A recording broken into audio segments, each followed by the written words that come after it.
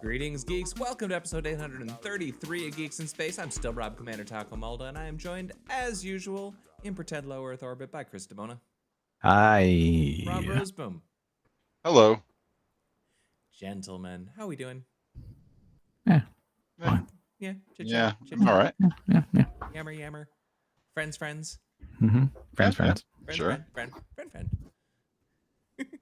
All right, well, the first thing I got on the list is Ryan Gosling is apparently signed on for. I didn't realize that it was going to be a Lord and Miller production. Oh yeah, it's gonna be awesome. For Project Hail Mary. That's from the same script writer for The Martian. You know.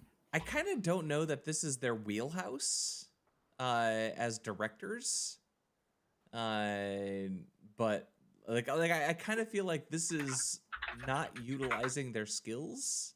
Yeah. I feel like they are like because Spider-Verse, the people who made that, they can only make that movie. So if you look at their work in general, they generally play pretty wacky. 21 Jump Street and 22 Jump Street, I really like both of those movies. Those are two of my favorites.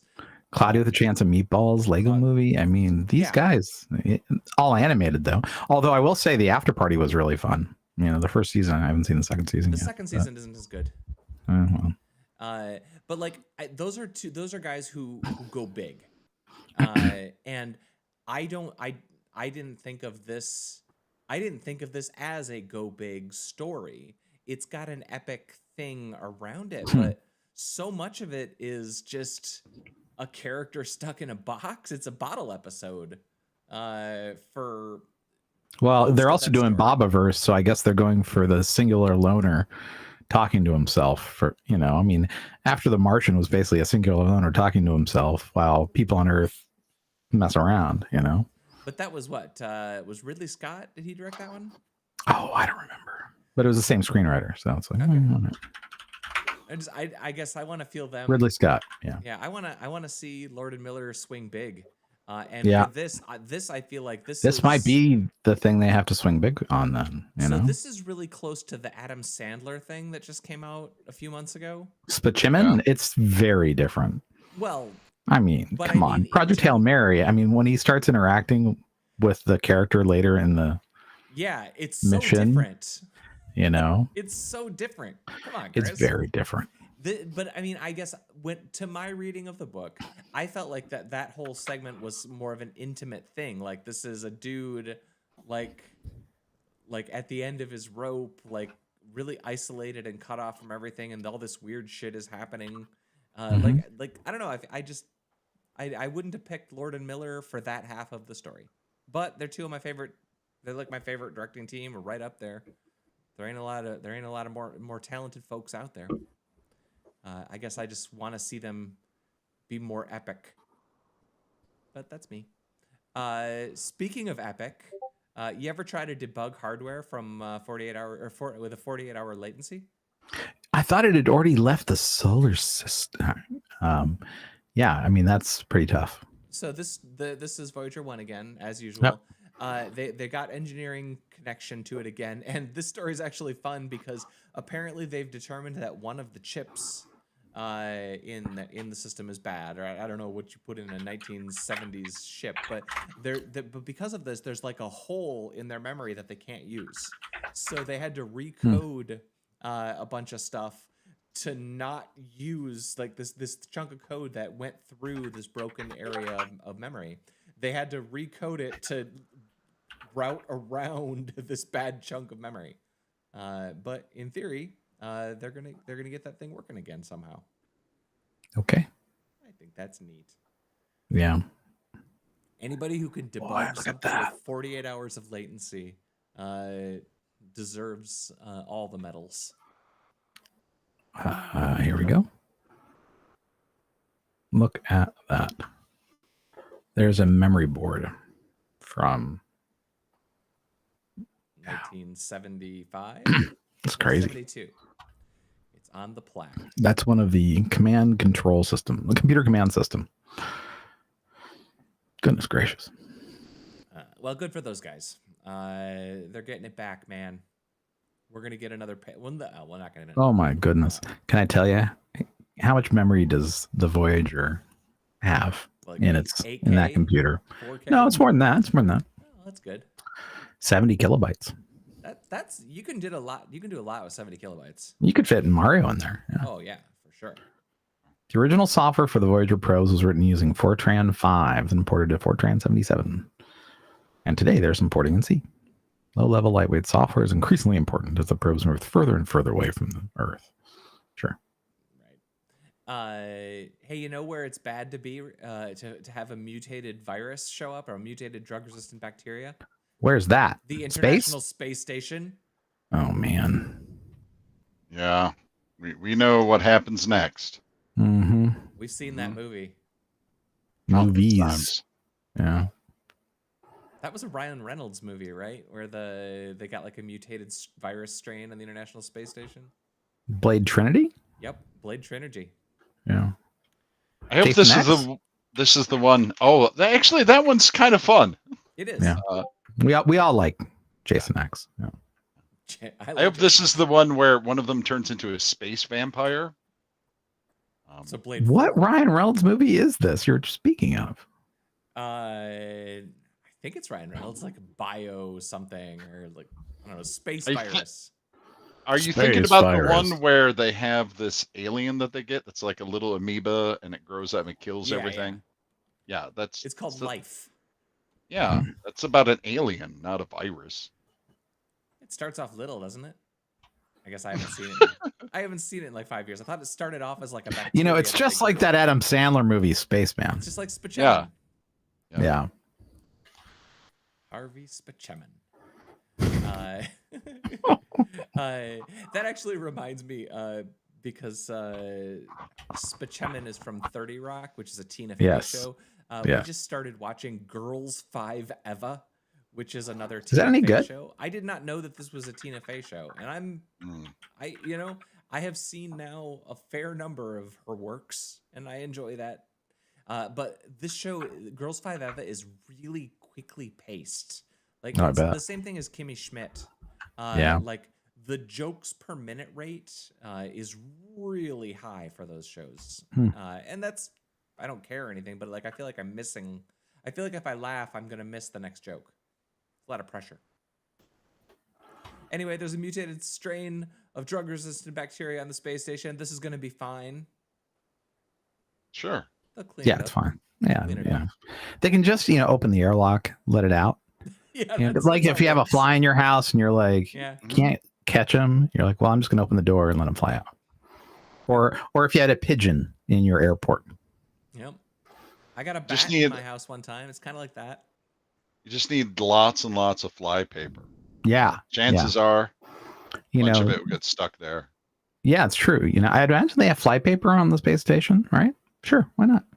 To attract all the insects and bugs and mosquitoes. And or bacteria.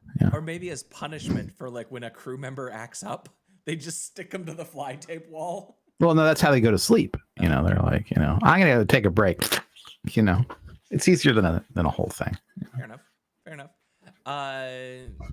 Rob, the ISS is getting on in years, right? So they use the fly paper to fix the cracks in the Russians' Vetsya module. They're popping a module off every couple of weeks now. At this in fact, I heard the last cargo shipment was basically a bunch of Factor heat up meals and some fly paper. If you can't fix it with expanding foam and duct tape, it's not worth fixing, gentlemen. I don't know if y'all watch these channels. Just Rolled In. It's about mechanics and what the customer says as they bring their cars in, and they're like, "What did you do to your car?" And I swear to God, like for the last 6 months, at least one, maybe two, sometimes three of the little segments, because they'll show like 10 or 15 crazy car stuff. Like one of them's like somebody shot their car and they're surprised it's not working as well. And then there's the person who decided to fix something with expanding foam, and I'm like, no, they're so good though. They're so much fun. I'm gonna find them.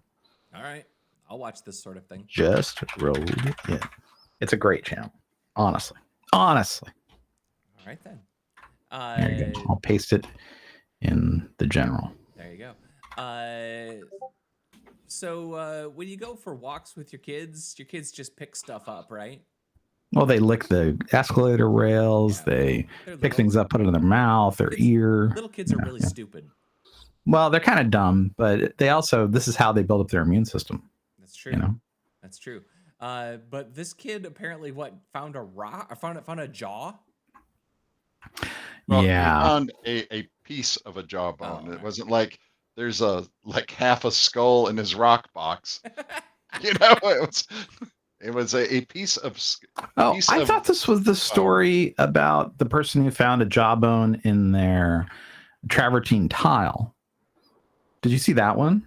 No. There's two jawbone stories today. Wow, this is a busy week for jawbones. I mean, not for nothing. About, you know, every jawbone expert in the world is just itching to get on some local television right now. Yeah, here, I'll paste it in channel. So jawbone expert number 3 is like, oh man, Joe got on CNN and Frank got on MSNBC, but nobody's contacting me. Yeah, let me open this image up. Yeah, so it was a piece of travertine tile, and a dentist had travertine tile installed in his bathroom, and he looks up and he's like, that's a jawbone. So. Oh. Wow. Yeah, that's kind of sure enough. That's kind of messed up. You know, I mean, tens of thousands of years old, I guess, but wow. Yeah. Wow. Pretty cool. Good for that guy. That guy's got the best. I mean, yeah, and dentist. He's a dentist? Yeah, he's a dentist. So of course he recognized it. Perfect. Now you charge double to have your teeth done in the tooth theater. Yeah. From a quarry in Turkey. So that's a Turkish jawbone. Not a turkey jawbone, which is different because that would be an avian fowl, like a beak, right? Right. Yeah. Although I'm sure people have found beaks in travertine, right? Sure. Well, the tile came from a quarry in the Denizli basin in western Turkey, where the stone had previously been dated to 1.8 million to 0.7 million years ago. I mean, that's a 700 million year old cavity right there. He's got to fill. This kid, they turned the bone in, and they did DNA on it, and they discovered it's from some old bomber who had gone missing. They seriously? identified who it was. Yeah. Yeah, they did genetic testing on it. Whoa, that's pretty cool. Hey, does this look like anybody you know? Hey, is this your Uncle Carl's jaw? No, it looks a little like Frank. Hey, Joe. Jaeger. That's a weird one. I like that they say it's not clear how the jawbone ended in Arizona, but it's possible that a bird picked it up in California. Big bird, man. Yeah, that sounds like the kind of thing that you raise as the Hail Mary defense in the trial. What if a bird carried this bone across America, Your Honor? Plausible deniability? Yeah. Reasonable doubt? There you go. That's well, I think the reality is it's the kid who did it. Yeah. Right? Murder kid. Or a hyper cloud. He went back in time to 1951. Oh.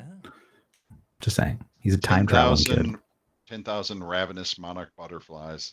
Mm-hmm. Uh-oh. And then he wakes up with no arms. Yep. Yeah.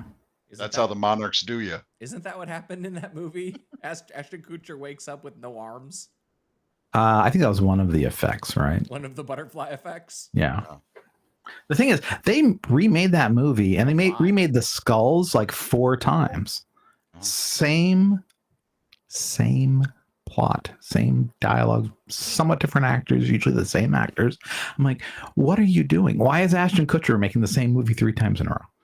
It's very strange. I think he was jealous of Devon Sawa doing Final Destinations 1 through 9,000 or whatever. Anyway, but yeah. Fair enough. So, Rob, I saw this story too, and I didn't know what to make of it. The Belgian man who his body apparently makes alcohol. Like naturally? I share this simply because I watch a lot of procedural medical dramas. I think I've seen this in a house or something. This has been in House. It has been in The Good Doctor and New Amsterdam. It's been in 3 different medical shows where someone had this condition. So it was just funny. Auto-brewery syndrome. It was just funny to me that I finally saw it in real life. It's an actual thing. Yep. So he makes alcohol in his body naturally, which makes him blow extremely high. Yeah. He's employed by a brewery. You know. That doesn't help either. No. Well, maybe it was the cause too. Who knows? You know, I there's a snack called a twiglet in Britain, and it's basically brewer's yeast and other stuff on like pretzels, and it's pretty tasty. Maybe he was just super addicted to those. Maybe. You know, and he ended up over yeasting. I'm sorry, Your Honor. I'm just over yeasting. I'm not drunk. I'm yeasting full of today. yeast. Yeah. I'm just proofing right now. I'm not drunk. I'm just proofing. Just proofing. Right? Your wife is mostly just hops. My son barley. I'm on the malt diet, you know. The malt diet. Gross. Yeah, it really is.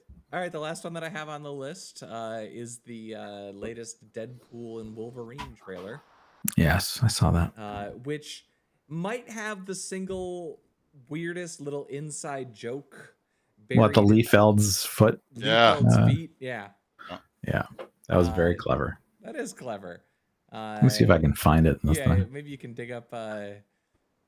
Liefeld is notoriously not that great of an artist, like on the list of comic and he book puts artists. muscles on muscles. He was the first one to do a 16-pack on somebody. You know? Yeah, like he's got a very exaggerated style. Anatomy is not necessarily his strong suit. He's kind of like you know at the end of Superbad where there's just a bunch of comics of like I think it's Jonah Hill's character who just likes to draw dicks. Yeah, Liefeld feet. Just feet. Liefeld is kind of like the kid who just draws lots of dicks, but like just decided, okay, I'll draw superheroes and got as good as he needed to get. But like he's still super exaggerated, like in a very childish way. And I got no problem with that. I've read I guess I've read pretty much all of Deadpool up into the mid-aughts. But there's websites where you can read criticisms of his art, and it's so funny. The running gags, and if you Google for like Liefeld feet, there's just hundreds of pictures like whatever. Nobody's looking at the feet. I'm not going to spend any time drawing feet. So his feet just look stupid. Like they don't like line up with things or the wrong sizes. He spends no time on them. No, and you know, there's something to be said of that. You got to draw, 20, 30 pages of your comic book. People look at eyes. They look at muscles. They don't look at the feet. So don't spend your time there. You can't all be Jack Kirby, and Jack Kirby had some weird drawing styles too. But anyway, the trailer looks bonkers. Yeah. The word that keeps going around is that it's going to be a cameo fest, and it's just going to basically be. Which would be almost too bad. That actually you can do it too much, you know. You can, but Deadpool is the one place where you should. I guess. I don't know. Deadpool is pretty out there in terms of like talking to the reader, that kind of stuff. The fourth wall breaking, that's just been the nature of the character right back to the beginning. So this is the one character where you can do that. Like, have you ever read any Gwenpool? No. Gwenpool does a lot of similar stuff, but like Gwenpool goes and gets in fights in the space between the panels, and like will comment on that, like meet me over here in the space between the panels, like that kind of stuff. Like very aware of the media within which the character exists. So the other joke that they're doing there that I like is referencing that Feige won't let him talk about cocaine, and then they proceed to talk about cocaine. Yeah. Repeatedly, which is good. Do you want to build a snowman? No. That's the one thing Feige said we're not allowed to do. Yeah. I'm all in. I was looking at the list of movies that are coming out this summer, and that's just about the only movie that I'm actually looking forward to, which is really depressing for the post-writers strike summer. I remember, even like the last year before COVID, where I would looked at like the 3 months or whatever of summer blockbuster seasons, like every single weekend there is something I would like to see, and I don't know that I can say that this summer more than a couple of times. Guess either I'm old or maybe movies suck now. Have you seen Civil War yet? No, haven't seen that's that yet. actually I might I would go like try to. see that tomorrow. Okay. And Fall Guy looks fun. But like yeah, it just looks I fun. mean, the TV show was fine. Is it the same thing? Yeah, I think it's based on the TV show. Oh, is it? I thought it was an original story about a stuntman. No, I think that it's got even with the same character names, right? After I refer to our discussion this morning in the wider channel about new ideas in Hollywood. Yeah, right. Yeah, there aren't any. Oh God. Yeah, Colt Seavers. Yeah. This is from the TV show. Huh, I didn't know that. Yeah. You know what I watched last night, which is I know is good, but $6 Million Man. Yep, No, I watched the sequel, the $6.2 million Man. Well, when you adjust it for inflation, yeah. I watched Harold and Maude. Oh, really? I haven't watched that in forever. With Cat Stevens and all that. So much Cat Stevens. It's like the Cat Stevens album. Yeah, you know? It's like the Cat Stevens greatest hits. I had not seen that movie since college, I think, and I very much enjoyed it, and I highly recommend it. Is there any other media that gentlemen would like to recommend on this fine afternoon? I finished Fallout. Yeah? Yep. I'm still stalled on episode 3. Christine and I are going to start back up tonight or tomorrow. So, yeah. Was it worth the whole run? Oh, yeah. Yeah. Okay. Cool. I especially like the way they wrap things up. Yeah. It's maybe a little bit cheesy, but to be honest with you, the person I had the problem with the most going through it was the ghoul, to tell you the truth, because it just everyone else had a neat little twist about them and was very interesting, and he seemed completely one-dimensional. I'm going to be a bad shoot-up guy, right? Yeah. Yeah, I felt like there's something missing between his backstory and his present day.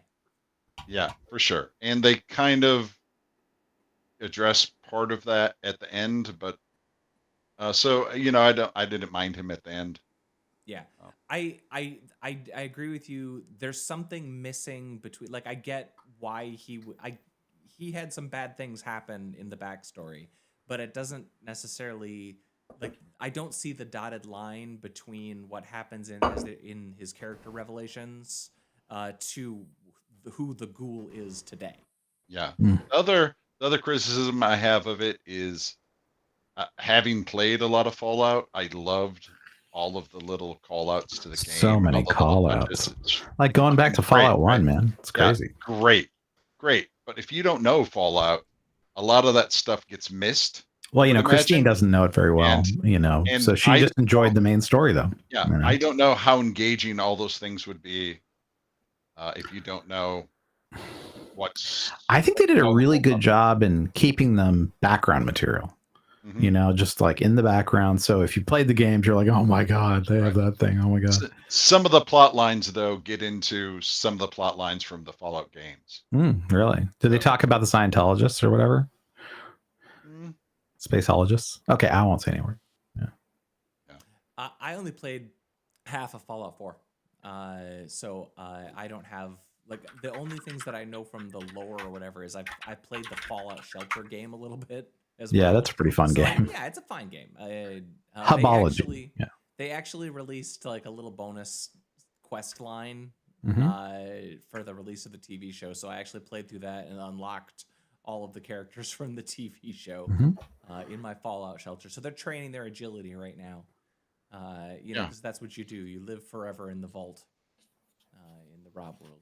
I liked it a lot, but I didn't, like, I was aware of the world, but I've not stooped in it.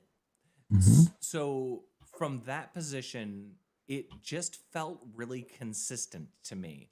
Like, the rules are established, things make sense. It's not like anybody is walking around like, nobody suddenly is showing up with telekinesis, You know, like the world is sort of established, how it works. They're not like, I don't feel like people are getting superpower creep.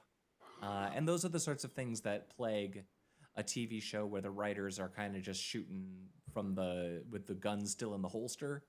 You know, it's like, all right, season 2, everybody can fly now. Things like that. You know, like Westworld is the perfect example of just like, you didn't know what you were doing. So every season you just throw a bunch of stuff out there and it works pretty well. But yeah, I will say though, the ghoul gets a little bit, overpowered, a little bit ridiculous. He's basically a juggernaut who can't be stopped. Yeah. You know, that's a little bit like, oh, so that isn't really how the game is.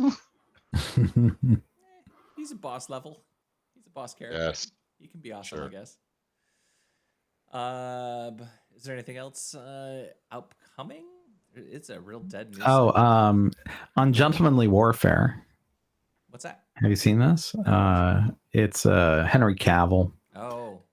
The first secret, organization. That auto completed like in 2 letters. But it's done by Guy Ritchie, so it'll be stylish.